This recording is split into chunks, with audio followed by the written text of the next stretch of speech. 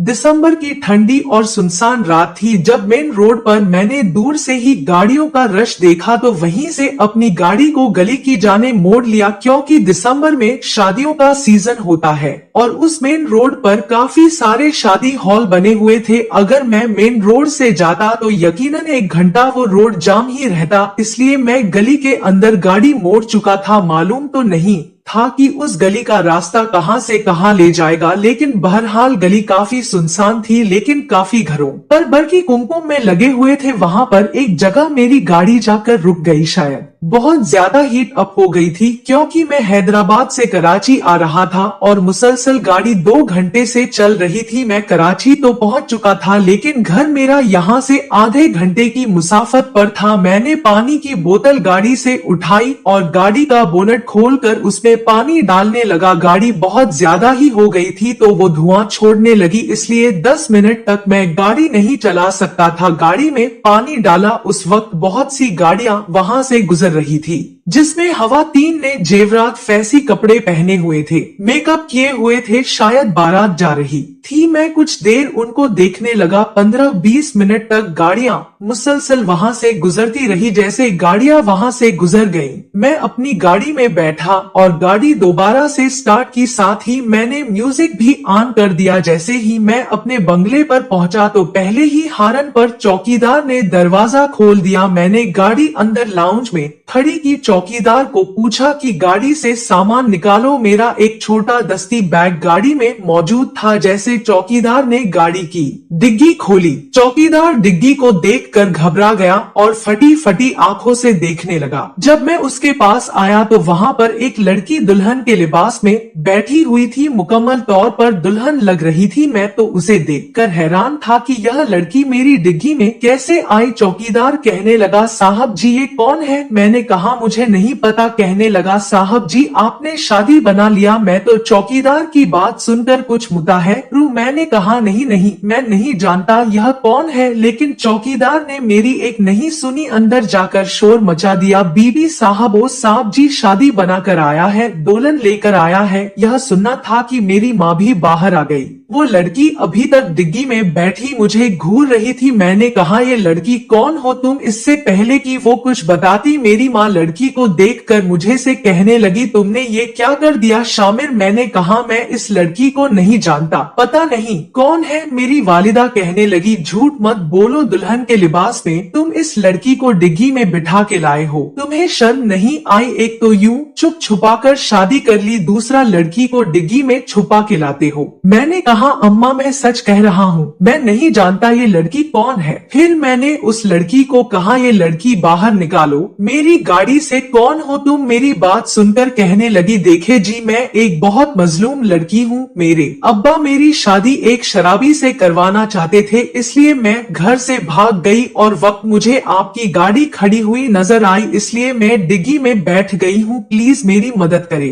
वो हाथ जोड़कर कहने लगी, मैंने अपनी वालिदा से कहा सुन लिया आपने? मेरी वालिदा ने कहा कि देखो मेरी बात सुनो, तुम्हारा वालिद जब तुम्हें देखेगा तो वो तो पुलिस केस कर देगा, इस तरह से हम फंस सकते हैं। कहने लगी नहीं करेगा, मैं पुलिस के सामने कह दूंगी कि मैं अपनी मर्जी से भाग, बस खुदा के लिए बेगम सबा मुझे अपने घर में नौकरी पर रख ले, मुझे सिर्फ तहफ़्फ़ुज़ चाहिए, मैं आपसे पैसे भी नहीं लूंगी और आपके घर के सारे काम करूंगी। हमारी पुरानी मुलाजिम काम छोड़कर जा चुकी थी क्योंकि बीमार रहने लगी थी और मेरी माँ को एक मुलाजिम की जरूरत भी थी। कहने लगी चलो ठीक है तुम अंदर आओ, सोचते हैं तुम्हारा कुछ। मैंने कहा सोचना क्या है अम्मा, आपको क्या पता ये कौन है? आपने उसकी बात सुनी और भरोसा कर लिया। हो सकता है ये लड़की कोई चोर हो और चंद ही दिनों में पूरे घर का सफाया करके चलते बने। मैं इस लड़की को पुलिस के हवाले करूंगा। यह कहकर मैंने जेब से मोबाइल निकाला।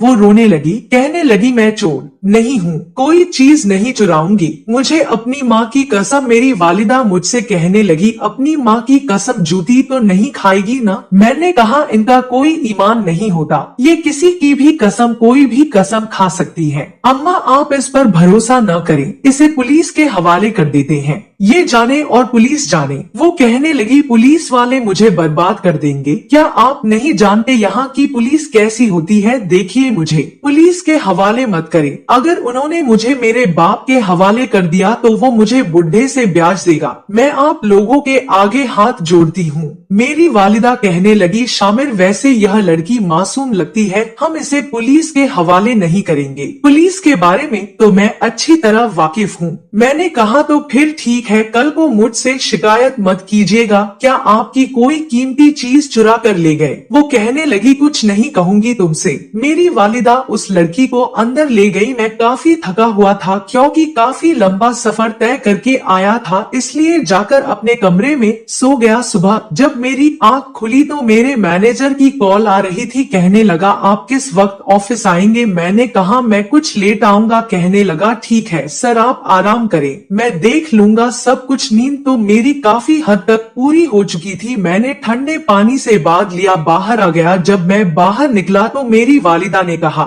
डाइनिंग टेबल पर नाश्ता लग रहा है। किचन में मुझे काफी बातों की आवाज आ रही थी। शुरू से मैं और मेरी वालिदा अकेले रहते थे, इसलिए घर में काफी खामोशी रहती थी और मैं डिसिप्लिन का बहुत आदी था। खामखा का शोर शराबा मुझे बिल्कुल पसंद नहीं था। मैंने कहा अम्मा ये किचन में इतना शोर क्यों हो? मेरी वालिदा कहने लगी बेटा फरशा नाश्ता बना रही है। मैंने कहा कौन फरीशा खनेलगी? वो लड़की जो कल रात को तुम्हारे साथ आई थी। कहने लगी बड़ी अच्छी लड़की है, उसने किचन संभाल लिया। एक तो मेरी माँ न जाने क्यों सारे जहान की हमदर्दी अपने दिल में रखते थे। उन्हें लगता था हर शख्स मजलूम और मासूम है। कहने लगी उसने रो रो कर मुझे बताया था उसका बाप तो वाकई बहुत जालिम था। अच्छा किया इस लड़की में घर से भाग गई, वरना वो बूढ़ा तो शायद इसे बेच देता। मैंने एक गहरी सांस ली। मेरी माँ दुपट्टे के किनारे से अपने आंसू साफ कर रहे थे। मैंने कहा अम्मा बस भी करते, दूसरों की खातिर रोना। उस लड़की को अच्छी तरह से समझा दे, एक तो हमें सफाई बहुत ज्यादा पसंद है, दूसरा चुपचाप काम करे। इतना शोर शराबा मैं अपने घर में बर्दाश्त नहीं करूंगा। वो कहने लगी अच्छा अच्छा समझा दूंगी। मैं कहने लगी तुम ऑफिस नहीं जा रहा? मैंने कहा कुछ लेट जाऊंगा। कुछ देर में अपनी वालिदा से बातें करता रहा। उस लड़की ने नाश्ता टेबल पर लगाया तो वो सादे से लिबास में मजबूत थी। शायद मेरी वालिदा ने उसे अपने कपड़े दिए थे क्योंकि वो कपड़े उस पर काफी ढीले डाले थे। वो लड़की सारा नाश्ता रख कर वापस किचन में जाने लगी तो मेरी वालिदा कहने लगी कि तुम कहाँ जा रही हो? आओ हमारे साथ बैठकर नाश्ता करो। यह सुनकर मुझे अम्मा पर गुस्सा आया था। क्या जरूरत थी उन्हें एक मुलाजिम को इतना सर चढ़ाने की? मैंने कहा अम्मा जहाँ बाकी मुलाजमीन नाश्ता कर रहे हैं यह भी वही नाश्ता कर लेगी। मेरी वालिदा कहने लगी कि मैंने तो इसे अपनी बेटी बना लिया। रिशा मेरे पास आकर बैठो। मुझे अपनी वालिदा की मेहरबानियां शुरू से अच्छी नहीं लगती थी क्योंकि मैं जानता था इसका बहुत नुकसान है। मेरी वालिदा इसी वजह से बहुत धोखे खा चुकी थी। कुछ ही देर बाद मैं ऑफिस चला गया। शाम को जब मैं वापस आया तो वो लड़की मेरी माँ के साथ सोफे पर बैठी थी और सोफे पर भी आलती पालती मारे बैठी थी। यह देख मुझे बड़ा गुस्सा आया। मैंने कहा अम्मा इस लड़की को तमीज नहीं है उठने बैठने की, और इसकी हिम्मत कैसे हुई सोफे पर बैठने की? इसे जमीन पर बैठना चाहिए। पता नहीं अम्मा को क्या कहानियां सुना रही थी कि मेरी माँ भी हंसे जा रही थी। मैं उस लड़की को गौर से देखने लगा। बिलाशुबा देखने में वो खुश शक्ल थी। मुझे उसे देखकर यह नहीं लगता था कि यह कोई मजलूम लड़की है। मुझे यह लड़की बड़ी चालबाज और चालाक किस्म की लगी थी, इसलिए मैंने सोचा कि मेरी माँ तो सदा की नरम दिल खातून थी, मुझे ही इस लड़की को इसकी औकात में रखना चाहिए। जैसे ही लाउंज में मैं अपनी वालिदा की तरफ बढ़ा, मुझे देखकर उसकी हंसी को ब्रेक लगी। मैंने उसे गौर से देखा तो उसने जल्दी से अपने पांव जमीन पर रख लिया। मैंने कहा उठो, यहाँ से मेरे लिए एक गिलास ठंडा पानी लेकर आओ। वो फौरन से किचन में चली गई। मेरी वालिदा कहने लगी कि तुम किस तरह से बात करते हो, बात तो आराम से कर लिया करो। मैंने कहा मैं बिल्कुल ठीक लहजे में बात करता हूँ। मेरी भोली माँ, मुलाजमीन को उनकी हैसियत में रखना चाहिए, वरना कल को वो मालिक बनने के ख्वाब देखने लगते हैं। आप क्यों उस लड़की को सर पर चढ़ा रहे हैं? आज तक कभी मुझे देखा है यूं सोफे पर आलती पालती मारे बैठे? उस लड़की को बैठने की भी तमीज नहीं है। मैंने सोफे को झाड़ा और बैठ गया। कहने लगी, ये क्या तुम हर वर्ग सूटेड बूटेड अकड़े रहते हो? अरे कभी नॉर्मल लाइफ भी जी लिया करो। मुझे तो फरीशा की आदत बहुत अच्छी लगी, सादा मिजाज है, बनावटी नहीं है। मैंने कहा गरीब ऐसे ही होते हैं क्योंकि उनके पास बनावट दिखाने के लिए कुछ होता नहीं है। बहरहाल जल्दी खाना लगवाएं, मुझे भूख लग रही है। मेरी वाले किचन में चली गई और वो लड़की मेरे लिए पानी लेकर आ गई। मैंने पानी पिया। मैंने कहा देखो तुम यह मत भूलो कि तुम इस घर में किस हैसियत से आई हो। कहने लगी मुझे मालूम है अपनी हैसियत, आप बेफिक्र रहे, मैं अपनी हैसियत के अंदर ही रहूंगी। मैंने कहा चलो जाओ जाकर डाइनिंग टेबल पर खाना लगाओ। वो फौरन ऐसी किचन में चली गई। मैंने सोचा कि ये खाना खाने से पहले मुझे फ्रेश हो जाना चाहिए। मैं अपने कमरे में गया। कमरा साफ सुथरा था। मैंने अपनी अलमारी का नक्शा देखा तो मुझे गुस्सा आने लगा। सब चीजें उलट पलट थी। जहां मैंने शर्ट रखी थी वहां मुझे टाई और मोजे नजर आ रहे थे। जहां मोजे और टाई होने चाहिए थे वहां पर मुझे पैंटों की कतारें नजर आ रही थी जो कि मैंने अपने वार्डरोब में हैंगर किए हुए थे। जब मैंने वार्डरोब खोला तो उसमें खाली कोट टंगे हुए थे। मुझे बेहतरी भी बिल्कुल पसंद नहीं थी। मैं जिस तरह से अपनी सेटिंग करता था मैं चाहता था वैसे ही रहे, उसमें कोई भी बदलाव मुझे बर्दाश्त नहीं होता था। मैंने मुलाजिम को आवाज दी, वो मेरे कमरे में आ गया। मैंने कहा ये मेरी अलमारी का नक्शा किसने बदला? कहने लगा वो साहब जी, वो नई मुलाजिम बीबी जी से कह रही थी कि अलमारी बहुत खराब हो रही है, मैं इसे ठीक कर देती हूँ। मैंने कहा उस लड़की की इतनी हिम्मत, वो मेरे कमरे में आई तो आई कैसे? किसने इजाजत दी उसे मेरे कमरे में आने की? बुला कर लाओ उसे। मैं तो हैरान था कि मेरी माँ ने पुराने मुलाजमीन जो हमारे काबिल भरोसा थे उन्हें छोड़कर उस नई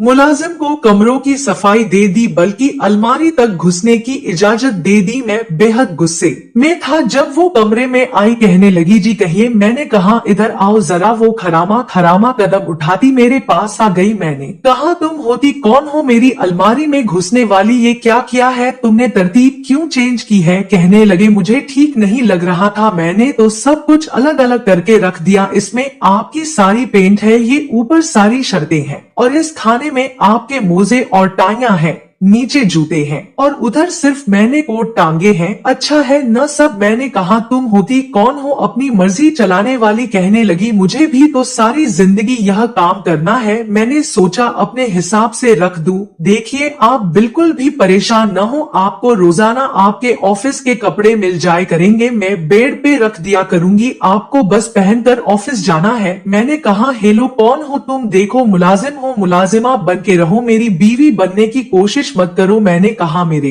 कमरे में आज के बाद तुम मुझे नजर आई मैं तुम्हारी जान निकाल लूंगा। मेरा पुराना मुलाजिम मेरा कमरा साफ करेगा और मेरी चीजें तरतीब से रखेगा। कहने लगी ठीक है आपकी मर्जी है। अच्छा है, मेरा आधा काम तो समझे खत्म हो गया। यह कहकर वो कमरे से बाहर चली गई। मैंने अपने मुलाजिम को बुलाया, उसे कहा कि कपड़े वैसे रखो जैसे पहले मौजूद होते थे। वो मेरी अलमारी ठीक करने लगा। मैं नहाने चला गया, वॉशरूम में गया तो वहाँ भी हर चीज इधर से उधर पड़ी थी। पता नहीं उस लड़की को क्या मुसीबत थी जो मेरी सारी चीज इधर उधर करती। बहरहाल नहाकर मैंने एक आम सा ट्राउजर शर्ट पहना और नीचे डाइनिंग में चला गया। तब वो मेरी माँ के बराबर कुर्सी पर बैठी प्लेट में फटाफट बिरयानी डाल रही थी। कहने लगी अम्मा जी आप ये बिरयानी खाकर देखें, उंगलियां चाट के रह जाए तो फिर कहिएगा। यह कहकर उसने पहले अपनी प्लेट भरी, फिर मेरी वालिदा की प्लेट में बिरयानी डालने लगी। मेरी वालिदा कहने लगी वैसे मैं तेज मिर्च तो नहीं खाती, लेकिन चूंकि तुमने बनाई है इसलिए इसे जरूर खाऊंगी। मैंने अपनी प्लेट में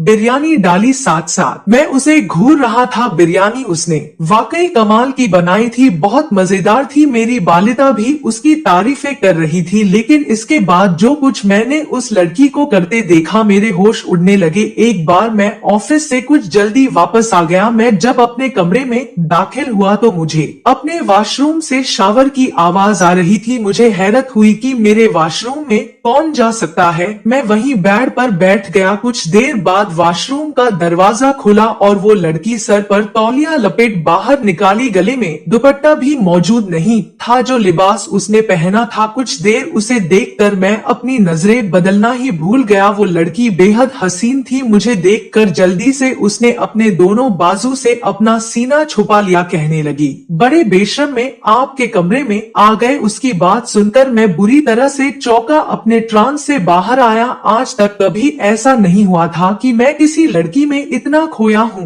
मुझे अपनी इस बात पर हित महसूस हुई। मैंने कहा, तुम मेरे कमरे में क्या कर रही हो? कहने लगी, मेरे कमरे के वॉशरूम का नल खराब था और आप तो वैसे भी शाम को आते हैं। मैंने सोचा चलो यही नहा लूं, लेकिन मुझे क्या पता था आप अचानक से आ जाएंगे। ये कहकर वो फौरन कमरे से बाहर निकल गई। मुझे अपनी माँ पर गुस्सा आने लगा कि उस लड़की को क्वार्टर क्यों नहीं दिया। ये क्या पूरा दिन बंगले के अंदर दंदनाती फिरती है और इसे पूरे बंगले में बस एक मेरा कमरा ही मिला था नहाने के लिए। मैं अपना सर पकड़ के बैठ गया। मैं जब फ्रेश होकर बाहर आया तो मेरी माँ के साथ चाय पी रही थी। पता नहीं मुझे क्यों नहीं लगता था कि वो कोई मजलूम लड़की है। कहने लगी, ऐसा करे माँ जी, आप सारी फिक्र मेरे सिर पर डाल ले और खुद चैन की बांसुरी बजाए। अम्मा जी कहने लगी, वो कैसे? कहने लगी, सीधी सी बात है, आज के बाद घर की देख रेख में संभाल लेती हूँ। अम्मा कहने लगी, ये तो तुम बहुत अच्छी बात कर रहे हो, मैं खुद भी थक गई हूँ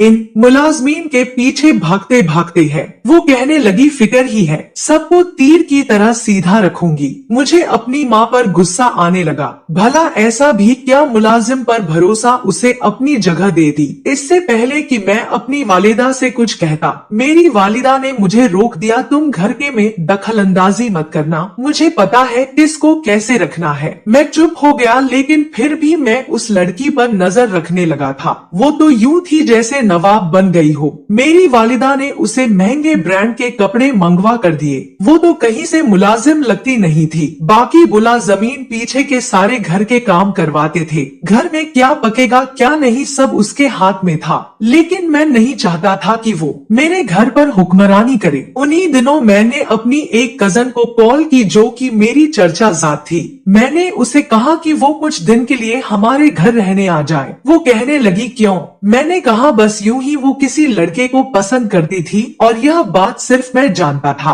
मेरी वालिदा दबे लफ्जों में मुझे उससे शादी करने के लिए कह चुकी थी। पहले पहल तो मैं भी राजी था, लेकिन उस लड़की ने मुझे खुद फोन करके कहा कि मैं रिश्ता न मांगू क्योंकि वो किसी और को पसंद करती है। इसलिए मैंने रिश्ता मांगने से इनकार कर दिया। मैंने उससे कहा कि उस वक्त मैंने तुम्हारी मदद की थी, अब तुम मेरी एक मदद करो। कहने लगी, ऐसी मदद? मैंने कहा, तुमने करना यह है कि तुम मेरे घर पर रहने आ जाओ। मैं चाहता था कि अपनी उस कजन की मदद से मैं उस लड़की को आउट कर सकूं जो मेरी माँ पर पता नहीं कैसा प्यार का जादू कर चुकी है कि वो अपना सब कुछ उसे देने को तैयार है। वो कहने लगी, लेकिन मैं करूंगी क्या? मैंने कहा, तुम वहाँ की मुलाजिम पर नजर रखो, क्या करती है क्या नहीं करती। मेरी माँ के साथ कैसी मीठी मीठी बातें करके उसे अपना गिरविदा कर रही है कि यह सब कुछ उसके हाथ में चला जाए। यह बात सुनकर कहने लगी, यह बहुत बड़ी बात है। मैंने कहा, है तो बहुत बड़ी बात, लेकिन इसका हल क्या करे। कहने लगी, शामिर भाई मैं आ जाती हूँ और मैं लड़की पर नजर रखूंगी। मैंने कहा, ठीक है। मैंने कहा, जैसे ही तुम्हें मौका मिले उसके सामान की भी तलाशी लेना। जब वो मेरी डिग्गी से उतरी थी तो एक छोटा सा बैग उसके पास था। कहने लगी, ठीक है, आप फिक्र ही न करे, उसकी तो मैं ऐसी पोल खोलूंगी कि ताई जी को भी पता चल जाएगा। मैंने कहा, बस उस मुलाजिम को न किसी तरीके से घर से निकलवा। अगले रोज वो अपना इतना छोटा सा बैग लेकर हमारे घर आ गई। अम्मा से कहने लगी कि मैं बहुत बोर हो रही थी, पेपर्स देकर फारिग हुई थी, इसलिए सोचा कि ताई अम्मा के पास रह लूं। मेरी वालिदा को भला क्या एतराज हो सकता था। अलबत्ता उसके आने से मैंने देखा कि फरीशा को मो चुकी थी। अब ये होता कि मैं गुल से बातें करने लगता, उसको कहता कि ऐसा करो मेरे लिए पास्ता बना लो, क्योंकि वो पास्ता बहुत अच्छा बनाती थी। यह देखकर मैंने महसूस किया कि फरीजा के माथे पर बल पड़ने लगे। शायद उसे गुल का यहाँ आना पसंद नहीं आया था। बहरहाल मैं बहुत खुश था। एक बार मैं शाम के टाइम जब ऑफिस से आया तो गुल ने मेरे लिए पास्ता बना के रखा। कहने लगी, शामिर जल्दी आओ, दोनों मिलके खाते हैं। मैंने कहा हाँ क्यों नहीं, बस मैं फ्रेश होके भी आया। जैसे ही मैं नीचे आया पास्ता का एक चम्मच लेते ही मेरा मुंह जलने लगा। मैंने कहा तुमने इतनी तेज मिर्ची डाली है? कहने लगी नहीं, जब मैंने खा तब तो ठीक था, पता नहीं किसने मिर्ची तेज कर दी। उस वक्त मेरी वालिदा और फरीशा सोफे पर बैठकर टीवी देख रही थी। वो चोर नजरों से कभी मुझे और कभी टीवी को देख रही थी। मैं समझ गया कि ये हरकत उसी की है। मैंने कहा ऐसा करो, इसको छोड़ो, मेरे साथ चलो, मैं तुम्हें आइसक्रीम खिलाने ले जाऊंगा। गुल फौरन से तैयार हो गई तो मेरी वालिदा कहने लगी ऐसा करो अपने साथ फरीशा को भी ले जाओ। मैंने कहा उसे क्यों लेकर जाओ? अम्मा कहने लगी क्यों, उसका दिल नहीं है वो भी आइसक्रीम खा लेगी, मासूम सी बच्ची है, पूरा दिन सारे घर की जिम्मेदारी उठाती है, तो मुझे भी साथ ले जाओ। मैं उसे अपने साथ लेकर आ गया। पूरा रास्ता हम दोनों बातें करते रहे और वो माथे पर बल डाले गुस्से से कभी मुझे देखती कभी गुल को, पता नहीं क्यों, लेकिन मुझे यह लगता था जैसे वो घर के साथ साथ मुझे भी हथियाना चाहती थी। बहुत चालाक लड़की थी। आइसक्रीम खाते हुए मैंने जानबूझकर अपनी आइसक्रीम गुल की जाने बढ़ा दी। मैंने कहा ये खा कर देखो, बहुत मजा किया। वो मेरी आइसक्रीम खाने लगी, कहने लगी हाँ ये तो वाकई मजे की है। मैंने कहा गुल मैं सोच रहा हूँ अम्मा को तुम्हारे घर रिश्ते के लिए भेज दो। मेरा ये कहना था कि गुल भी गुस्से से मुझे देखने लगी। मैंने आंख से इशारा किया तो समझ गई, कहने लगी मैं तो कब से इंतजार में हूँ, ये न हो मैं इंतजार करती रह जाऊं और तुम्हारे घर पर, तुम्हारी माँ पर, यहाँ तक कि तुम पर कोई और कब्जा जमा है। मैंने कहा मैं इतने भी कच्चे किरदार का नहीं हूँ। वो कहने लगी तुम आजकल की लड़कियों को नहीं जानते, अरे ऐसे ऐसे काफी था। शामिर सिकंदर, क्या आपको फरीसा बिन अब्दुल रहमान से सिक्का? राजुल, वक्त 1 लाख के एवज यह निकाह कबूल है? जी हाँ कबूल है। मेरे कान में कई साल पुरानी आवाज गूंजने लगी। मैं सोच भी नहीं सकता था कि ये वो वरीशा हो सकती है। आज से 8 साल पहले मेरे वालिद मुझे अपने एक दोस्त के घर लेकर गया। घर उनका काफी बड़ा था लेकिन पुराने तर्ज का बना हुआ था। वो मेरे बाबा के बचपन के दोस्त थे। दोनों में बड़ी मोहब्बत थी लेकिन मुझे गांव का माहौल कुछ खास पसंद नहीं था। मेरे वालिद मुझे अपने साथ जबरदस्ती लेकर गए थे। उस वक्त शायद मैं 13वीं जमात में पढ़ता था। उनके दोस्त की बेटी जिसका नाम फरीसा था वो उस वक्त 9वीं जमात की तालबल, लेकिन मेरे सामने कभी नहीं आई थी और मुझे कर्ज भी नहीं थी। एक रात मेरे बाप ने मेरे सर पर यह बम फोड़ दिया कि वो मेरा निकाह अपने दोस्त की बेटी से करना चाहते हैं ताकि ये दोस्ती रिश्तेदारी में बदल जाए। मैंने कहा बाबा कैसे मेरे बारे में इतना बड़ा फैसला करना चाहते हैं? मैं हूँ किसी भी गांव की लड़की से शादी नहीं कर सकता, मेरे ख्वाब बहुत ऊंचे हैं। वो कहने लगे देखो मैंने तुम्हें इसलिए पाल पोस कर बड़ा नहीं किया कि अपनी एक ख्वाहिश भी तुमसे पूरी नहीं करवा सकूं। मैंने अपने दोस्त को जुबान दी है कल जुमे के बाद तुम्हारा निकाह है। मैंने कहा बाबा प्लीज। वो कहने लगे अगर तुम्हारी नजर में मेरी इज्जत है तो तुम यह निकाह करोगे, वरना मैं तुम्हें अपनी जायदाद से बेदखल कर दूंगा। मैंने अपने वालिद की बात मजबूरन मान ली और निकाह कर लिया, लेकिन सोच चुका था कि पलट कर वापस नहीं देखूंगा। और खुदा की करनी ऐसी हुई कि जैसे ही मैंने यूनिवर्सिटी से फरागत हासिल की और बाबा का बिजनेस संभालना शुरू किया, मेरे बाबा की अचानक हार्ट अटैक से मौत हो गई। मेरी वालिदा कहने लगी कि जिस लड़की से तुम्हारे बाबा ने तुम्हारा रिश्ता किया है मैं चाहती हूँ कि उसे रुखसत करवा कर उसे ले आओ। मैंने कहा हरगिज भी नहीं, मैं किसी गाँव की लड़की से कभी भी शादी नहीं करूंगा। मुझे अपने दोस्तों में, अपने हल्का बाब में अपना मजाक नहीं बनाना। मेरी वालिदा कहने लगी तुम कैसी बातें कर रहे हो, वो तुम्हारे निकाह में है। मैंने कहा भाड़ में जाए बैठी रहे, मैं अपनी शादी अपनी मर्जी से करूंगा। मेरी वालिदा ने उसके वालिद को इनकार कर दिया